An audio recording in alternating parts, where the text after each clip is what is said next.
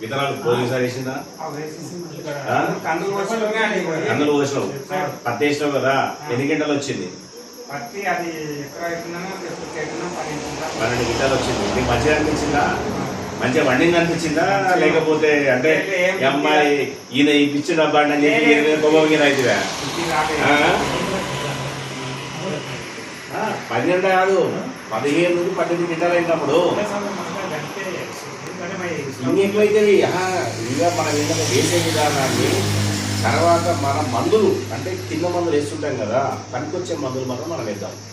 Dealer అనే వాళ్ళు ఏం చెప్తారు, అవి ఇవి ప్రజల కోసం చెప్తారు. అది అన్నట్టు నీకు అవసరమైంది, అవసరం లేదు ఉద్యోగం. ఇప్పుడు నాతో కూడా అన్ని రకాలు ఉన్నాయి. సపోజ్ నీకు ఇవే కావాలి, 2 రకాలు అన్ని ఇస్తాయి కదా, ఇవే ఇవ్వచ్చు కదా. ఇంతసేపు కూర్చోబెట్టి పొలం ఎట్లాంటి ఆయన ఎప్పుడైతే ఓకే, నీ పొలం ఎట్లా మాట్లాడాలని చెప్పలేదు. ఇప్పుడు ఆయన వచ్చి సార్ వచ్చిండు, తన పొలం మంచి పొలం అంటున్నాడు. మంచి పొలంలో ఏ పొలం అర్థమైంది కదా. ఇప్పుడు ఆయనకి మంచి పొలంలో ఏ పొలం, ఆ పొలమే మనకు కావాల్సింది.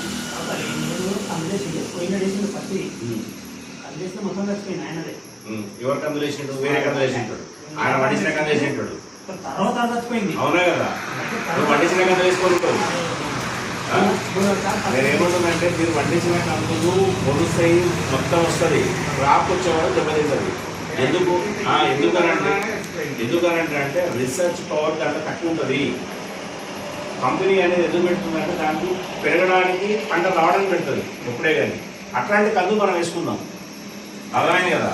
ఇప్పుడు నేను కూడా నా దగ్గర కూడా రేట్స్ ఎక్కువ ఉన్నాయి, కానీ నేను రైతులకు తగ్గించిస్తున్నా, ఎక్కువ మొత్తంలో సేల్ చేయాలనే ఉద్దేశమే అంతే. ఇక్కడ అర్థమైంది కదా.